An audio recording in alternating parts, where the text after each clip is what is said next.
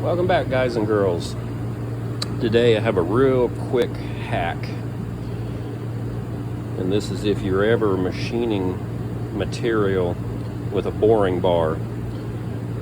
This is a boring head for a milling machine, but this tip also works if you're boring in a lathe. So if you are boring and you're taking a light cut, a lot of times your boring bar will start to chatter. As you can see, I have a pile of rubber bands, and I have a bunch of rubber bands tight wrapped around that boring bar.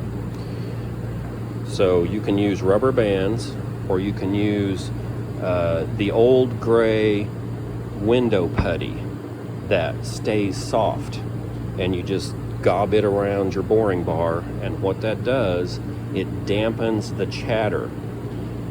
And this is an old school hack. I've been doing this for years.